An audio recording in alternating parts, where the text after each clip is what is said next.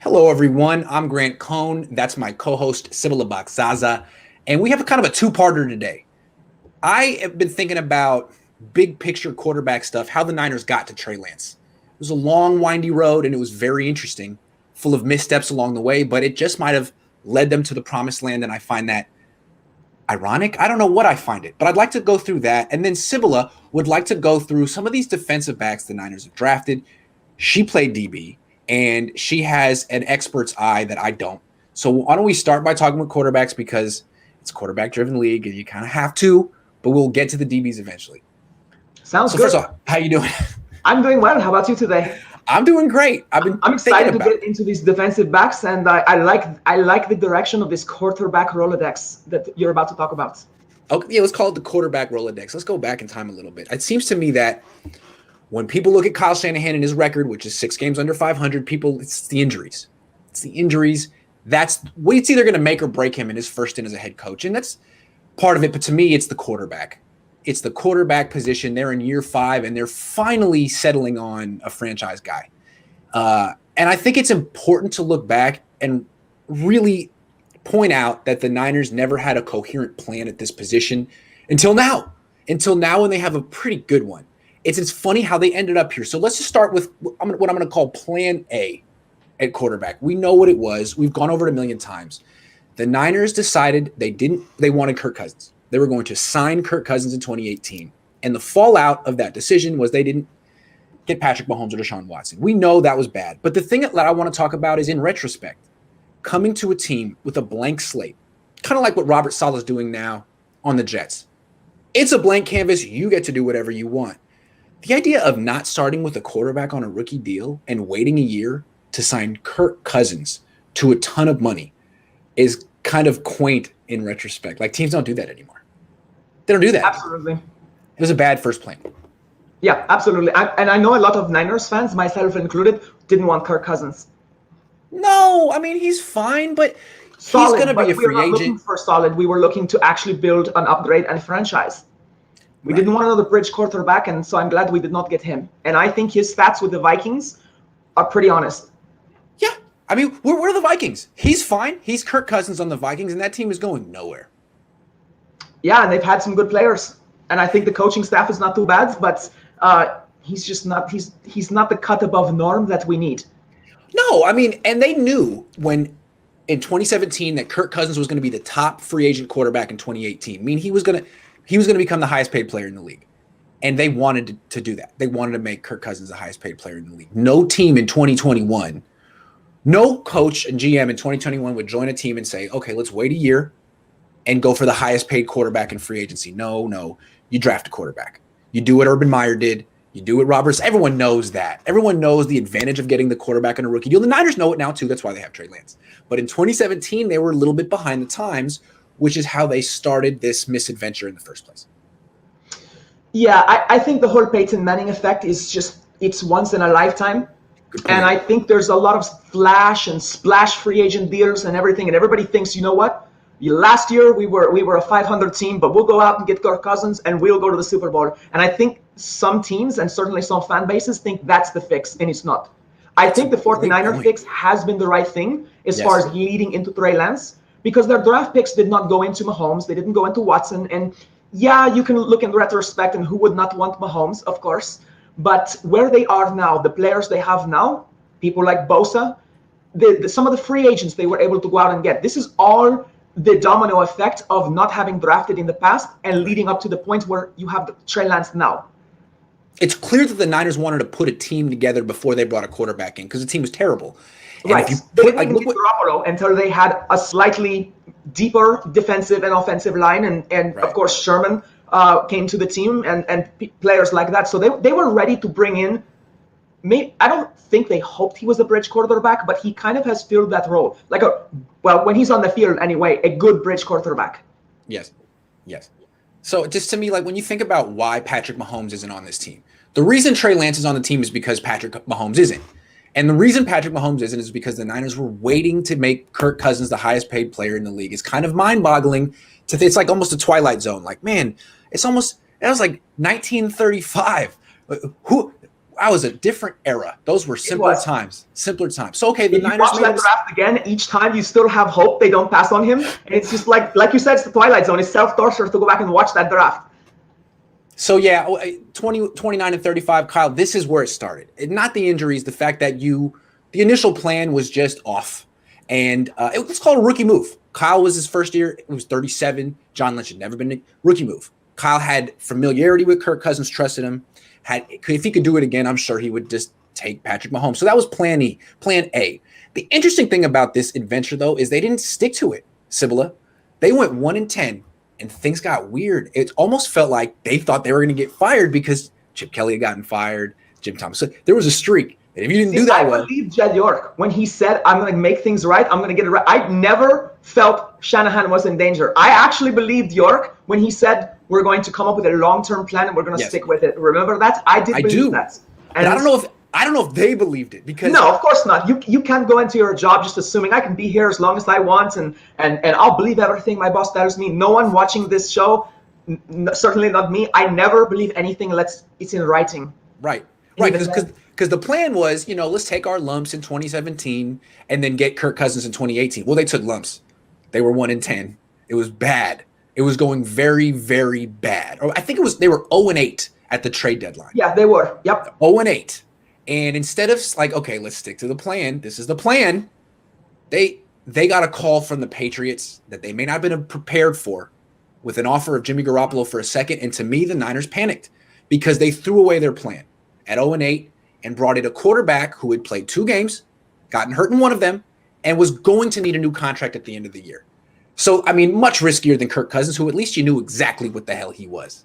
So to me, the Niners panicked mid-first season and scrapped plan A and went to plan B. And the fallout for that was, let's say they hadn't made that trade. They'd stuck to their guns and just finished the season 1-15 or 2-14. Well, they would have been in position to draft Josh Allen, who is right there as one of the best quarterbacks in the league. So again, year 1, they pass up Mahomes, Watson. Year 2, they pass up an opportunity to get Josh Allen, who they had to have known about. I mean, the whole league knew about Josh Allen. He's over here in Wyoming, not a secret. Exactly. So that's plan B. I mean, what do you think about that in retrospect? People don't really talk about how the Niners could have had Josh Allen. Yeah, nobody does, actually. I think Josh Allen would have been a great draft pick. Would we be in the same place we are now? Maybe, maybe not. But I think he's going to be healthier. So I think we would have had a better season, certainly, last year. And that all affects the whole draft plan, of course, for the 49ers going into the future. But, of course, they gave up so many picks to get Trey Lance. So in the end, I feel like draft-wise, it set them back more. Yes. Franchise-wise, I am pretty excited about Trey Lance. I am. I really love his physicality. I really do. You compared him when we were talking to Allen himself. And I think that's a pretty fair comparison as far as the fact that he can throw on the move, he can roll out, and he can take hits. And more importantly, Trey Lance deals hits. I think he has to adjust that because, first off, in the NFL, they will target him. If he comes out in outside the hash or whatever, they're going to target him. That's true. If he decides to throw himself in the running back, and he will, he's going to have to learn how to get under hits. He's going to learn how to run out of bounds and not at the last second turn his shoulder back into some linebacker chasing him or something. Yeah, like Sybilla keeps bringing this conversation back to Trey Lance, which is important. The purpose of this stroll down memory lane isn't to kick the Niners in the groin or show like some tragic ending. I think the ending is happy, which makes this story a comedy. Poetic. It's destiny, perhaps you could say. Yes, I think the ending is happy, which makes this story basically a comedy. A little bit of comedy of errors, but what happens is, in spite of themselves, they get to a happy ending. And it's just important to remember that it wasn't just Mahomes that they passed on. It wasn't just Deshaun Watson. It was Josh Allen, too. They were like 2 months away from getting that guy. And they were like, you know what? He's at Wyoming. You just don't know. Let's take a shot on this guy who's played 2 games for New England. And that's how Jimmy Garoppolo ended up here. He was never in the plans. It was supposed to be Kirk. And then it could have been Josh Allen, but it was Jimmy. And Jimmy comes here. And we know his story. He got hurt. He had a great season. He got hurt. And now the Niners are ready to move on. I mean, first of all, it cost them Tom Brady. That's the fallout of going with Jimmy Garoppolo. They never thought they'd have a chance to get Tom Brady. They did. And they actually said, no thanks, Tom Brady, and handed a Super Bowl to the Bucs. But Now the Niners are on to plan C. This year, they finally figured it out. Enough of Jimmy. It's time to get a new plan. And according to Kyle Shanahan, who went on Sean McVay's podcast this week, he said that when he found out that Matthew Stafford was available this offseason, he spent 2 weeks studying him and preparing to get him and was under the impression they were going to make a strong bid for him and was crushed when the Rams got him. So plan C was to go after Stafford, and again, the Niners couldn't pull the trigger, and that led them to Trey Lance. In this case, I think actually is probably a good thing they didn't get Matt Stafford. What do you think? Yeah, I think Matt Stafford is like an upgrade in every single way from Cousins. And I think that's what makes him so attractive to Shanahan, is that he would get somebody who can be a pocket passer, who is durable, is tough. He's the opposite of Jimmy Garoppolo in a lot of ways. And I think it's an answer to the fan base, an answer to the state of the franchise. And it would have given us some direction, and we would have built the team differently. But Trey Lance gives us longevity and more direction. And I really think probably just as much toughness. Yes. So it took the 49ers whiffing on Mahomes, whiffing on Watson, putting their sights on Cousins, giving up on Cousins, panicking for Garoppolo, giving up on Josh Allen, saying no to Tom Brady, striking out on Matthew Stafford, just to get Trey Lance, who might have been the perfect quarterback for them all along. It just shows if life is funny. You can't really plan these things. It's not necessarily who has the best plan all the time. Yeah, absolutely. And I don't think it was in their plan whatsoever. It fell this way. And I think Trey Lance came up on the radar a lot later in this whole sequence of events. Really just the last year, I want to say. No question. I mean, I'm thinking this offseason, Kyle Shanahan went from... Yeah, they didn't know. They did not know it was going to be him. I'd like Stafford to maybe I'd like Deshaun Watson to, okay, those are not options anymore. What are my options? Okay, this maybe kid from Fargo. Team that Mac Jones got was more like Mac Jones is another Kirk Cousins as far as a safe bet. Mm-hmm. That's what they think. And I think it was a vanilla choice, to use a word from my industry. It was a vanilla choice to go with him. And I have to give them credit. I don't think York, Lynch, or Shanahan were willing to make another easy decision like that. They went with someone with extreme upside that checks the boxes of the people who have been defeating them. Also, I think it took the previous 4 years of wandering through the desert. You know what I'm saying? Most coaching staffs don't get. That's right. It took those 4 years of mistakes at quarterback for the 49ers to grow and to get it right, because Trey Lance is so not their profile of quarterbacks. I mean, every single quarterback they've gotten from 2017 to now has been unlike him. And finally, they're like, you know what? We need a guy who can create off schedule, who can thrive under chaos. Finally. And I think he plays towards Kyle Shanahan because I think he's going to make that chaos. Yes. I think Kyle Shanahan has the opportunity to make an absolutely onslaught of an offense, especially around the run and the play action. Okay, so I want to do one more thing before we move on because I like talking quarterbacks, and this is something we were talking earlier. Impromptu topic, bonus topic, double jeopardy. Bring it on. The similarities and differences between Patrick Mahomes and Trey Lance, in your opinion. Because again, the Niners could have had Patrick Mahomes. They end up with Trey Lance, who's got probably just as much raw physical gifts, but they're slightly different. So how would you compare them and contrast them? So I've only seen his single season tape when it comes to Trey Lance. Let's go with the similarities first, because I think it's very easy for anyone to spot those. And I think the number one thing is the off schedule, the ability to basically get outside the pocket. Maybe it was a design run. Maybe it was a read option or something like that. But the ability to see something develop and go for it. Yeah. Somebody we're used to, the more stand in the pocket kind of quarterback. It's not like these two where they might stick to the plan more. Right. Patrick Mahomes proved in the Super Bowl and in many other games he can go way off schedule and make throws that the defensive backs are not prepared for. Yes. I think Trey Lance will bring some of that to the team. Now, in that similarity, there's a difference, at least at this juncture. Yes. Trey Lance does not have his touch yet. No. You documented it pretty heavily, but you know, PFF also talked about it as well with the pre-draft video that they did, where they talked about the fact that when he misses, it's high. Yes. And I'll tell you, as a junior defensive back, I love that. Yeah. Because it allows you to play a little bit more zone with a strong safety, or depending if you're doing single high, whatever. It allows you to put someone behind, shadowing the receiver. And if you look at his college tape, they bite on that sometimes. Yes. Also, high throws are tip balls. Sometimes Yes. receivers, sometimes they have to learn to let things go, because when they tip the ball, it's an easy pick at that point. Yes. As they say, I mean, John Madden was my favorite guy growing up. As he said, tip balls are interceptions usually. True. And the thing about Mahomes is he has a ton of touch. He's not really known Yeah, he for can it. dump the ball. Feathery. And he's got a great. I love his touch on the laces.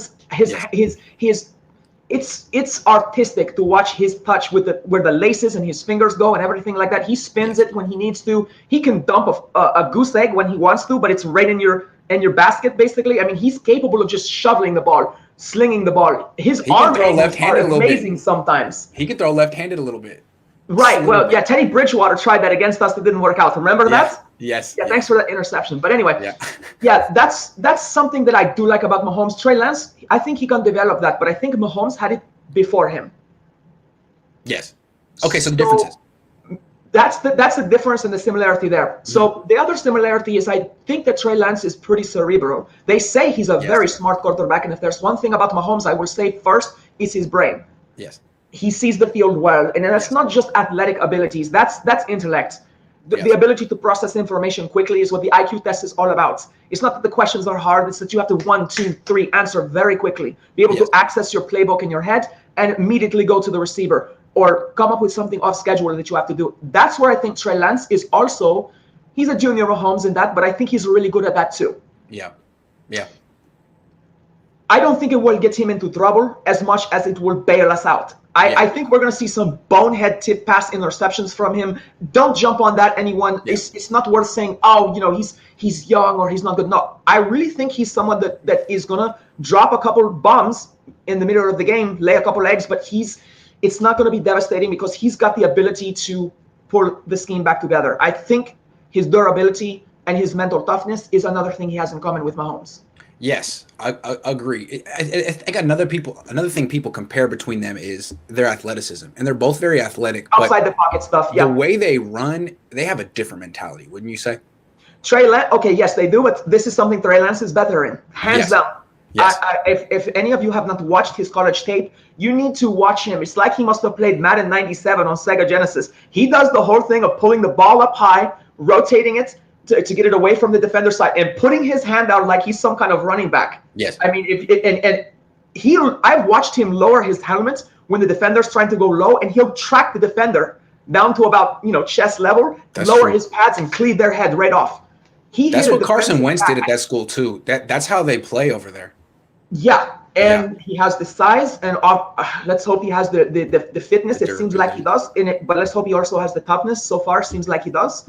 Hopefully the 49ers fitness program makes some changes because this is a guy who's going to need to get in an ice bath. Yeah, that's why to me has more in common with Josh Allen than Patrick Mahomes. Yeah, that just cowboy mentality. He's like a gunslinger. Yeah. Now, the one thing I want to say, like, I from what I've seen with Trey Lance, while he does air it out and he does have some wild plays on film, he'll throw down the field. His mentality is that of a game manager. He likes checking it down. He'll throw the ball away. He's very mature, and I think Mahomes and Allen are super aggressive. I think Lance is going to be very mature, almost like a Russell Wilson in that sense. That's a really good point, actually, and I think that his chemistry with Mohamed Sanu, we're not even going to classify it as just his chemistry with Sanu, but his chemistry with a slot receiver or his third receiver. First off, this team, your checkdowns can go to people like Kyle Juszczyk, and that is something I want to see. I want to see Kyle Juszczyk get to the second level like 5 or 6 times a game. I mean, me too. Yeah, I mean, that Steelers game, right? Yeah. Minka Fitzpatrick is the proud owner of the most unmanly, embarrassing missed tackle in human history. Do you remember when Kyle Juszczyk picked him up with one hand? And none of my friends who play football believe that. I've had to show them that GIF image. He picks him up with one hand and throws him. And Minka Fitzpatrick's a great player. It just shows you how good Kyle Juszczyk is. He's so tough, and he's got good hands. And I think that Trey Lance will bring this into Kyle Shanahan's scheme a little bit more. I hope that Kyle is actually considering that. I'm sure he is. But I think that Trey Lance is going to, like you said, the check down is going to be huge. And it will open up the field for Ayuk, and it will open up play action and things like that and reverses to people like Deebo Samuel. Nice. Absolutely. I wouldn't mind seeing Emmanuel Sanders, honestly, with his quarterback option. and maybe pull a couple of those plays, because with Trey Lance and Emmanuel Sanders, someone like that, that would be lethal. Someone throwing the ball deep to Lance. Yeah. It would be cool. That would be cool. All right. Well, the moral of the story is the Niners ended up with Trey Lance, and he might just be the perfect quarterback for them. I just think it's funny how they ended up with him. I mean, they had to pass on some greats to get here. So this is what, in about 5 years, we're talking about his 2 Super Bowl wins, and we were like, yeah, I'm glad we passed on Mahomes. Winning cures everything. That's true. Regrets. That's true. V Breezy says, do you think we should just excuse Jimmy's record? I don't know exactly what you mean by that. I think I do. Okay. So he doesn't mean his winning record, because there's nothing to excuse. Yeah. I think he means the missed games as well. Should we excuse that Jimmy Garoppolo? I think maybe Breezy is attaching the losses we've taken when he's not on the field to Jimmy's name. Yeah. And perhaps that's what he means, or that's she fair. means. But I think that's what it is. At this point, I don't think it's worth dwelling on. Yeah. But Jimmy doesn't want to be injured. He doesn't want to be injured. He wants to be out there winning a Super Bowl. And that's about all I can say on that. Thank you for the donation. Jeremy Santos says, what do you think about getting rid of Jimmy, start Rosen, and let Lance sit a year? We've already seen Jimmy. Let's see what Rosen has in the Shanahan system. Jeremy, what I want to say, I think the years of drafting a quarterback in round 1 and sitting him for a year are over. I don't think you do that anymore. I mean, you could. It worked for Mahomes, but this guy was the 3rd pick in the draft. They traded up this far. I think this team is really good. He's set up for success. I think he should get on the field as soon as he's ready. I don't know. Maybe I'm too new age with that. Yeah, I think Jeremy is kind of thinking. I think Jeremy's of the school, and there's nothing wrong with that. That Lance needs to sit for a year. I think that's probably what Jeremy's thinking. No matter what, no matter who, sit for a year. Rosen, he was in some bad systems with some coaching staffs that did not support him. He had no talent around him on as far as offensive line, excusing his wide receiver core, which was amazing, with that one guy, of course. But Rosen just, I think he's damaged goods at this point. I think he's a great backup. I think he needs more time. I think of all these 3, I think Rosen needs more time in Shanahan's system. Yeah. I think Jimmy is better than Rosen. Yeah, and Lance could really succeed before Rosen, because Lance can scramble. If he doesn't see it, if he hesitates, if it's not there, he can scramble, and Rosen can't. So if Rosen doesn't have a clear picture and he hesitates, he gets sacked, or you know what I mean? Rosen really needs to be like proficient with his mental game before he gets on the field. Lance can succeed before he does that, just the way Russell Wilson did back in the day. So I don't know. I really feel like the days of sitting a quarterback a long time it's like a pre-salary cap thing. I will say this as a 49er fan, I'm not willing to waste this season on Rosen. That's a gamble. Right. That's a gamble I don't want to take. And I think like there's examples of young quarterbacks winning the Super Bowl in their 2nd year being a starter. Mahomes, Wilson. You know, why don't you get the year two leap? So why don't you get Trey Lance on the field so next year you can actually win the Super Bowl? Why wouldn't you be shooting for that? And also so that people like Nick Bosa and other players, Fred Warner, Fred Warner is going to get a new contract, but people like Bosa, we will need money, and Lance in his 2nd and 3rd year at the same time, so that maybe we can get him that over. I don't want to say it's Emmanuel Sanders we need, but basically the way we got that receiver to put us over the top, we're going to need some money to perhaps do that for him to win a Super Bowl. So we will need that flexibility that we would not have if Lance was starting in his 3rd or 4th year. And again, you're surrounding him with the best weapons in the NFC West. You're surrounding him with the best play calls and the best design in the NFC West. He's set up to succeed, and he's so cheap that you can put a great team around him. So he won't be perfect, but him learning on the job on a good team will be more successful, will be more beneficial to him than him sitting and watching Jimmy Garoppolo. I think this 49ers offensive squad is monstrous. Yes, agree. And we're going to see a quarterback with this kind of talent is going to make these guys even better. He's going to expand all of their games. RMJ Motoring says Juice can be the modern Tom Rathman. Sybilla rocks the house. Great stuff, Grant. Yes, she does. Yeah, I mean, Rathman was a little bit more of like a runner. He could run the ball more. He was a killer. Yeah, Juszczyk's more of a tight end. Like, he's so good catching the ball. Between him, Dwelly, and Kittle, you don't really need a number 3 I feel like Rathman was the pre-all-star. Do you think that's fair to say? Yeah. Yeah, just more of a running back, fullback hybrid. I would say Juszczyk's more of like a fullback tight end hybrid, but they're both really good, and Juszczyk needs the ball more. Go back and look at Rathman's numbers. He would get the ball more in one season than Juszczyk's gotten in 4 years with the 49ers. Come on. I do not understand the amount of, if you look at the resource allocation to Kyle Juszczyk contractually, why does he not demand the ball more, as far as like his contract is saying, throw me the ball? Yeah, and this contract is saying give him the ball 5 times a game, but the way they use him is just. I would like to see maybe two runs a game, unless Mostert and Sermon and Wilson in the future are just churning it up. I would like to see some action with Kyle Juszczyk, but I would love to see some deep passes where he lines up out wide. And we've seen some great plays where he lines up out wide like a receiver, or if he lines up in the tight end position or something like that, like the second tight end, him and Kittle working the middle of the field, or one of them striking a post route. I would love to see Kittle strike the post and Kyle Juszczyk take it over the middle. That would be amazing. Yeah, and again, you're going to start seeing a downfield element to all these receivers' games now that Trey Lance is the quarterback. Now, I'm not an NFL back, but I will tell you, if I saw Kittle, because the way I played was kind of like a roaming free safety or a box safety, that sort of thing. So I would have been responsible for fullbacks and tight ends coming out. If I saw the two of those, it would put me on my heels like that. I would. Kyle Shanahan could confuse visually with those two, and I know he does it with Ross Dwelly sometimes, but I just think Kyle Juszczyk, he's lethal. Yeah, and one stat I know you like Ross Dwelly. I do like one stat I like to see is like to judge whether someone deserves more targets. What is the passer rating when targeted? Because sometimes people get over 100, like a 105 or something. It's like 105. It's like 105 point. Kittle's is 106 and Dwelly's is 107. They're all very efficient. And Kittle is the one that gets. In other words, when you throw the ball to Dwelly, Yeah, Kittle gets the volume, but Juszczyk and Dwelly could get a bigger workload. And I will say, last year I saw some drops from Kittle that were uncharacteristic of him. But everyone has a bad game or a little bit of a streak. But his, like you said, the passer rating was still high. Yes, absolutely. But he doesn't usually. Right. We'd like to see. We don't want to see you slipping, Kittle. Now that you got that contract.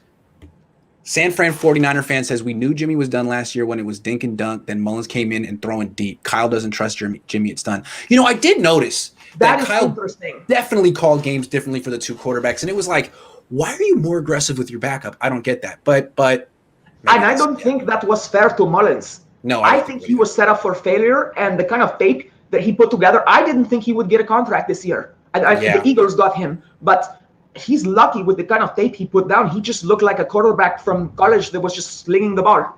Yeah, he looked rough. He did look better before. I want to say he ended up in a great spot. Better for him to leave the Niners. He's on the Eagles behind Jalen Hurts. Jalen Hurts, who knows what he is. He's going to be good, or he will bust and wash out the bottom of the CFL. He really will. Right. So Mullins is actually in a position where he could be back on the field next year. Good for him. I have a friend who plays arena football, Cody Rice, and he is an Eagles fan, and they knew about Mullins, and they didn't judge him on that interception he threw in that game. They knew he had this stuff, but he made the same point. He said he was forced to press the ball. Yes.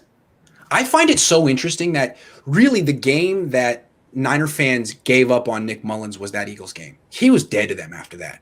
And where does he end up? Philly. Because Philly was like, well, you know what? Actually, there's a bigger picture here. Isn't that funny and ironic that Philly is the team that they recognized he had a bad game, and they recognized he should have beaten us, and that even with our so-called superior quarterback on the field, this basically second-year quarterback came and almost whooped us. Yep, that's right. And he battles. Nick Mullins is a competitor. Yep, he should have. So that's very interesting. Good for Nick. He's in a position where he might get back on the field. Question actually on that. This goes to the health of Deebo Samuel, Juszczyk, and Kittle. Yes. This dink and dunk puts a yak expectation on the player where they are. Jimmy does a lot of things. Okay, one of the things that I would tee off, this was before, concussion and helmet rules when I was playing, but I would tee off Superman style anytime they threw behind their receiver. Mm-hmm. Jimmy Garoppolo does not hit a lot of in-stride passes, not truly. He puts it about right here. Yeah. As if you're going this way and he puts it here, you'll be lucky if you can get it here. He never puts it out in front. It's very rare for him to do that. Yeah. So Kittle and Deebo Samuel are already being compromised. There are times when I see passes in the NFL, I'm like, why do you do that to your receivers? Right. Because the defensive backs are about to drill them. Do you think that Trey Lance not being such, as San Fran fans said, a dinker and a dunker is going to actually help their health? Well, if possible, but I don't know what kind of accuracy he is. Let's see how he hits the dig over the middle. That's a tough one. Let's see how he throws the slant. Curious to see, but I don't know. I haven't seen enough Kittle yet. needs some help there. If Kittle could have that taken out of his game, I think he goes a full season. But I feel like with Jimmy, his whole throwing window was like, all right, quick outs, flat routes, slants, and digs. Like the dig was his most ambitious route. And now with Trey Lance, you're going to be seeing post routes from Ayuk, from Kittle. You're going to see corner routes. You're going to see fade routes. It's like all of a sudden the Niners are going to have a 3-point shot. Like they're going to space the floor. They're going to space. Basically, the Niners were forced to play chess with Kyle Shanahan's system, and now they're going to play Go because now they have more pieces on the board and more flexibility. Exactly. All right, we got a question from AJ Lamb 88. Juice as our third down and passing down back. What do you think? Yeah, that's a good point. When it's third down and you need a running back in the game, why not him? He's the best receiver of the running backs and the best blocker of the running backs. That's a good point. Give Trey Lance some extra time. Yeah, I would have wanted Wilson myself if he was healthy. Wilson, yes, is very because he is faster with the ball in his hands. Yes, but at this point, I think this is a really good point. I think Juszczyk is probably the one. Yes. We'll see how Trey Sermon looks out of preseason and once we get closer. But right now, Juszczyk, absolutely. We're going to get to the DBs in a second, but we just have a bunch of questions coming in fast. And this one's from Rick Holly. He's been asking everyone this question. Something I talked about with my dad yesterday, virtual reality in the NFL. And I'd like to get your take. It seems to me this is something that Stanford, I think, football does. But, the whole idea of developing quarterbacks is the most important position. The NFL does not do a good job of developing the position. It's hard to develop. You need reps. To get reps, you need wide receivers running. You need offensive linemen blocking. You need people risking their bodies and doing physical exertion. There's a limit. There's a limit of so much you can do. With virtual reality, theoretically, it's unlimited. You could see all the coverages. You could get all the different looks in the pocket. Why do you think this has a future in the NFL? So I have some interesting insight into this. Rick, great question. So when I was in the Navy the first time, I was a midshipman. I was actually training to be a fighter pilot in my first career. And the Canadian Army, and we laughed about it at the time, they came out with America's Army. It was an online first-person shooter game, which they used for actually training their infantry. So they did virtual reality training, and so I had to take a look at it because I did try it out. We did some correspondence with the Canadian Army. I was assigned to this captain over there, really nice guy, and so I took a look at it. Here's what it gave me, and I know what you're talking about for football as well. It's going to be the same thing. You can have a piece of paper with all your strategy as an infantryman or as a football player, whatever, and you can go note by note what to expect. But the visual input of a notepad out in front of you where you are having to basically go through your maneuvers, or in this case, analyze defensive schemes, it's basically what you see in game time. That's what it's for. It should not take the place to any degree of practice. Right. But what it does, how Richard Sherman says he watches a lot of tape? Imagine being able to basically watch tape this way, where you're actually on the field at the same time. Right, so like when Mike McGlinchey is preparing for his upcoming defensive end opponent, instead of watching him from the all-22 angle, he's on the field looking at him. So when I train to fight, right, and one of my favorite guys to fight is this guy from France. He's 6'4". He has a lot of reach on me. He weighs 247 pounds. He's a bigger guy. But he's actually one of the smallest guys I fight, but he's one of the tallest guys I fight. And one of the things that, I will relate this to this. One of the things that I can do to myself, I can go through my notes and say, all right, he favors his right hand. He's right-handed. He drags his right knee more. He puts too much. So I can go through that. But when you get shoved or you see it visually in your face, it resonates in your head. And virtual reality training is supposed to do that. It's supposed to trigger your receptors to basically program you for the input of what you see visually. And visual learning is actually the easiest to memorize. Some people are good with books, but people say they are a visual learner. Virtual training would do that. I don't know if it would work for Richard Sherman. I think he's so good at watching tape on his own and his notes, but for the average person, I think this is a great idea. But it's also a combination of visual and like they call it kinesthetic, like actually doing it. You know what I mean? You're not just looking the at practice, the physical part. But it's one of those things where visual, like if somebody says I'm about to take a right hook, but I see it virtually that it's coming from there, I'll flinch. Yeah. I won't just read it. Oh, okay. Right, From the okay. right side. I will actually flinch. Yeah. Exactly. And you know what I'll do? I will literally do that. I will, okay, got this. Got this. Right. And I will just repeat that motion. I think with this, it will help your timing. Paper doesn't help with your timing. Watching another player go up against another player doesn't help your timing. All it does is teach you technique and what to expect. This works on your timing. Right. And when Mike McGlinchey, who JJ Watt's going to say hello to him again this year. Mike McGlinchey, he remembers him, but if he does virtual training, he will probably have a first step in mind because JJ Watt's got some great technique. This would help. Yeah, and they talk about visualization in sports. This would help. They talk about getting mental reps in football. These are mental reps. So it seems to me that batting practice, I think. Yeah, seems to me that the sooner the sooner a team goes all in with virtual reality training, that would be such a big advantage over the rest of the league because now you have unlimited training time. You can send these players home and say safe. No one's going to get hurt, and some of these players can spend as much time as they spend. Hey, don't play Madden. Play this. Don't play whatever game you're going to play on Xbox. Play this. That would be really cool. Seems like you get a big edge here. Yeah, doing this is not going to help your football because you're focused on the controls. But in virtual reality, if you're just you guys have heard of shadow boxing, I'm sure. Yeah. This is shadow boxing. Yeah, shadow boxing for the Great question, Rick. Great question, Rick. All right, Sebastian says defense needs to account for Lance and the run game plus Yak. They cut Jimmy. They could improve the team even more. Teams are going to have headaches. Yes, this is the vision. Yeah, I disagree with nothing there. Yeah, this is the future. This is what needs to come soon as possible. Sebastian. That was good. All right, Sybilla, thank you so much for being patient. It's been 37 minutes in this show. Fun. And amazing questions. Good interaction. Absolutely. Now I want to turn the floor over to Sybilla, a former defensive back who's been watching Talanoa Hufanga very closely and has a full scouting report to give. What have you seen? All right, so Hufanga was drafted, and Kyle Shanahan verbatim was enamored with him because of something John Lynch said. And John Lynch said, word for word, verbatim, I see a lot of myself in you. Ooh. So I want to start with it because John Lynch is my favorite player. When I played, he's the reason I played free safety. He's the reason I was so vicious on the field and parents hated me. He's the reason my number was 47. Oh, wow. I mean, I loved John Lynch growing up. For him to say that is like, whew. So I decided to watch the championship game against Oregon, the recent one, and I noticed a couple of things. So the first thing is that Hufanga is really good at sticking his nose into things. So I want to go with what's right about him first. He sticks his nose places where the offense doesn't want to see it. He's around the football. He attacks the football. He sees a screen. He sees a handoff. He comes flying full tilt, and he's going to put him in that game. I can't believe they didn't throw a flag. He literally sat butt first on top of the pile because there was nothing to do.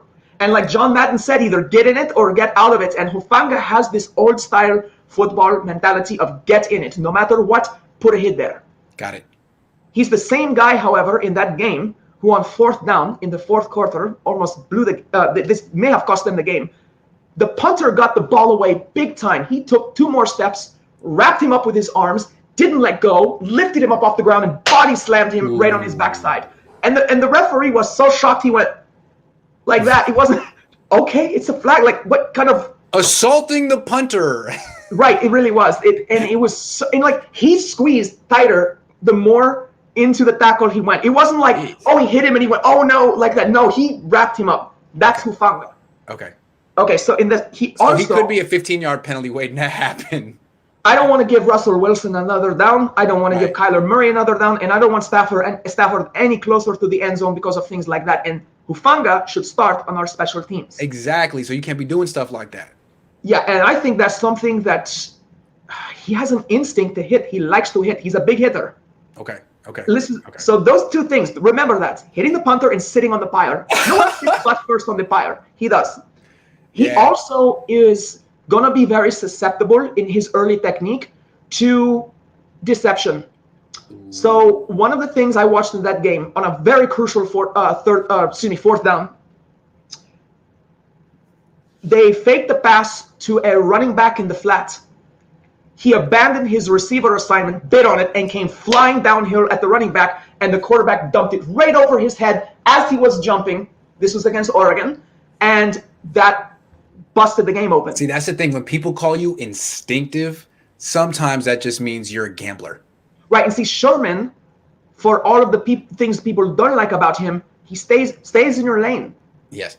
He doesn't bite on. The other thing is Sherman is he's a brain case. He's not going to bite on things like that very often. But Hufanga does that kind of thing. He, however, is really good. I think the Niners have to blitz him off the edge. Yeah. So in the same game, he got 2 sacks. Ooh. And he off the edge. Yeah. And that's what I like the most. His hands need some work. He also dropped an easy deflected pass in that game. Hey, I saw him pick one off though in camp. It was in the receiver's hands, like it was a stop route on the sideline. Tony Sherfield caught it like this, and Hufanga just ripped it out of his hands. He is around the ball a lot. I've seen it. Right, he's very physical. He's on top of things. As long as he's, but let's see, the mother NFL, they're going to focus on his ability to bite on things. Right. That's how they're going to scheme against him. That's and they know this. I'm not the only one who sees this. He doesn't have makeup speed either. Once he gets going one direction, that's it. He's not. Yeah, he does. He does not shift directions well, but he's really good around the line of scrimmage. And Jamal Adams is not the best in coverage either. But look at the amount of sacks he gives you in a season. So, do you think they use him that way? I wouldn't be surprised if they turned him into a. Oh, we got the echo back. The echo's back. Okay. Sorry about it. I wouldn't be surprised if they turned him into a linebacker. You still have it? Test. A little bit. We'll take care of that. That's all right. I wouldn't be surprised if they turn him into a linebacker. Here's the way. You can't put him in man-to-man coverage, Sybilla. You can't. I don't think that's better. That's fine. Can you hear me? Mm-hmm. Okay, so you can't play him in man-to-man coverage at all in the NFL. What he's going to do is try to play like really heavy on one side and force you one direction, and he's going to get crossed up. But if you play him like in 2 deep zone, or you play him underneath in cover 3, he could be good, and he could be a good blitzer too. So as long as he's not in man-to-man coverage, I think there's a lot you can do with him. I would like to see his man coverage get better, and the reason I say that is because of how physical he is when the ball's in the receiver's hands. You just pointed out that he basically can steal a pass. I saw that in that game too. He broke something up as well. Yeah. And I went through his whole season actually a couple of nights ago, and he got a lot of things where he's able to time the hit in the pass sometimes. So zone coverage does kind of go with that as far as basically allowing a play to develop and timing your hits. Emmanuel Mosley has shown some flash with that from time to time. So Hufanga, to me, he needs to be somewhat of a hybrid or a box safety, and I love to see him blitz. Yeah. Don't trust him in man, and if he's going up against the DeAndre Hopkins, he's going to get burned. Oh my goodness. Yeah, so I would never have him as a single high safety. He doesn't have the range. He needs help. But he would punish you over he could do it.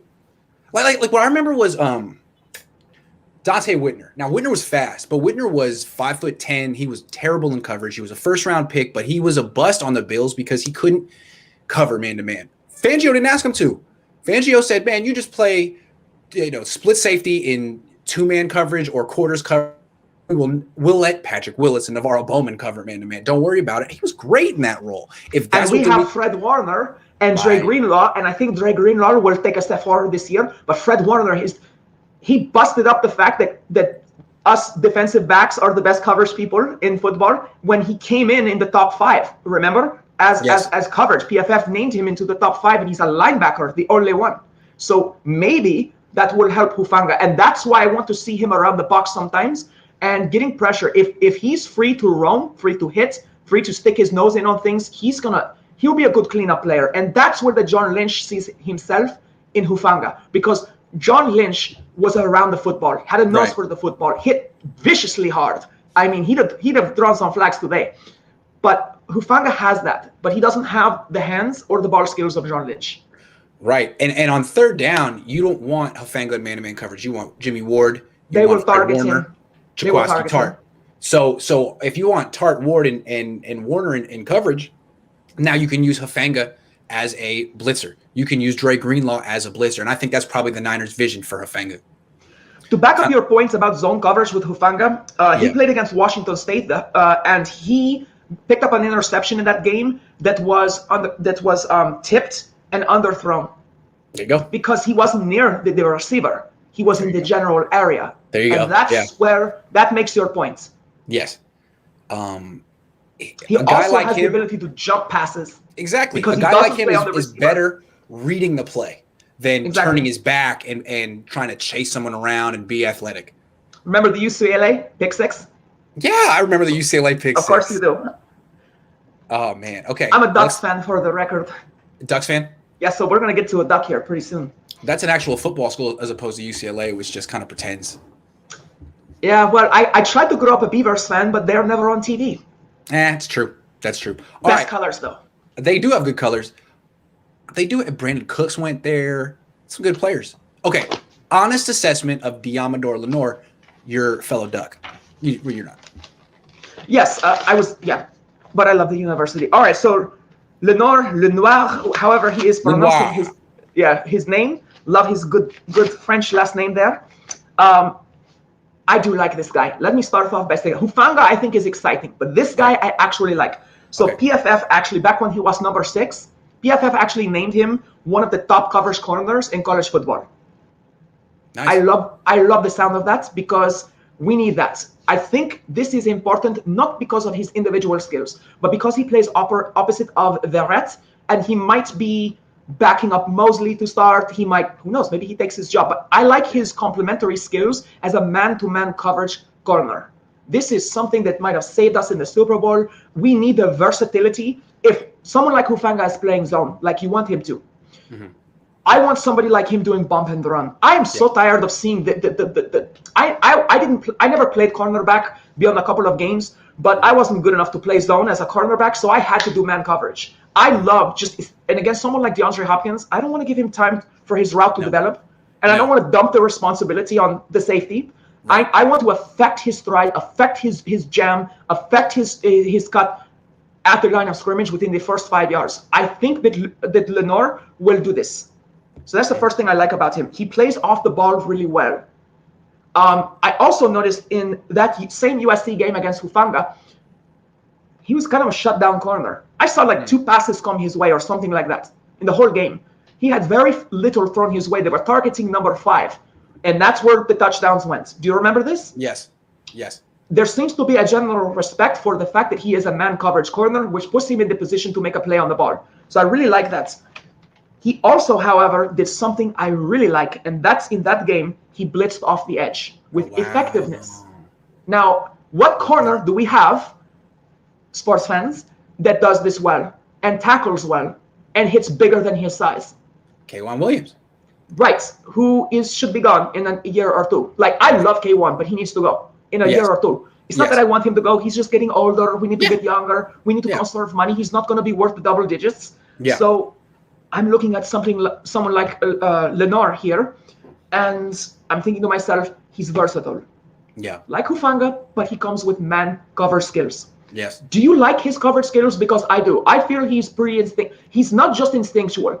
He follows the receiver well. He tracks with him well. He's very athletic. I think that's why when he was number 6, they named him as one of the top cover corners. Let me tell you what I see from him. I think he gets a great jam. I think he's very physical and aggressive. Like, I love that about him. I think the reason he fell to the 5th round is he's doesn't have the ideal size or makeup speed or acceleration. But in the slot, you're okay. So I think what you're saying makes a ton of sense. That's why I want him to replace K1. And see, when I came up with that opinion last night, I was thinking to myself, I don't know if everyone's going to really agree with that. Not that I particularly care, but at the same time, I do want him to replace K1. And I know that could be a sore issue with some of the fans, and it would be a great point to make. We played Jimmy Ward out of position. Yep. And we need to stop that. I don't think he will be out of position in the slot. Size, instincts, ability to blitz. I think that D'Amico Ryans will be more aggressive. We talked about that before. So I think that this is the kind of player D'Amico Ryans can tailor to be an upgrade to K'Wan Williams in the future.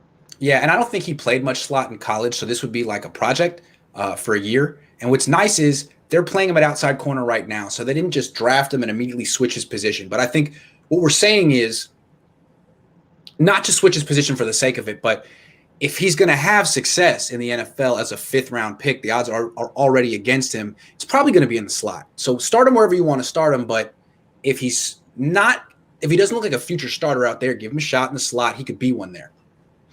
Yeah, and he also like what you said about him blitzing. That is very interesting, Hufanga, too. It seems like maybe this is the new vision for the defense, more blitzing threats from different spots.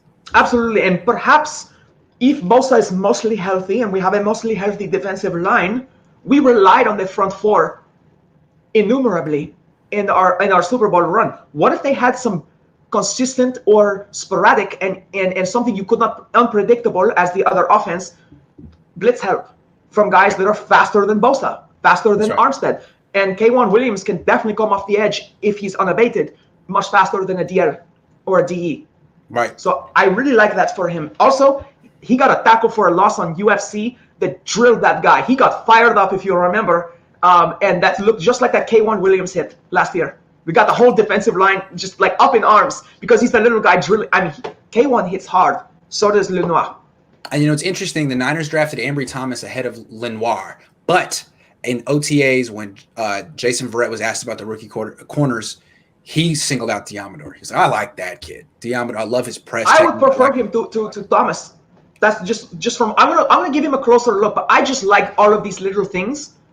That's okay if Thomas works out well, but this to me brings a gadget player, if you will, to the defense. Yeah. Thomas is intriguing because he's 6 feet tall, he has 4.3 speed, he's got makeup speed, but I haven't seen him aren't his arms 32 and a half? Yeah, that's how long my arms are, by the way. Dang. I'm 5'8", but my arms are 32 and a half inches. That's helpful in the octagon. Do you fight in the octagon or a ring? So I do it all, but most of the time we fight HEMA, so we're fighting open field or we're fighting in a ring. Dang. Yeah. Dang. You saw the video. Yeah, I did. That was intense. Kwanzaa, 285, 6 foot, defensive lineman. Dang. It's like Kevin Givens. Did you see him get up in the air like some kind of ballerina? Like that wouldn't even be legal in the NFL. He drops on top of my head and I just take it and choked him out. Nice. Sorry, but Kwanzaa hit me super hard in the previous video, twice. He's merciless. Yeah. That was a late hit. It was a late hit. 15-yard penalty. Sybilla, that's our show. Thanks so much for coming on. 3 o'clock Baltimore time. Appreciate it. Absolutely. Yeah. Thanks, everyone, for watching. Yeah, thanks for all the donations. Great questions. Grant, have a good day. Yes. Take care, everyone.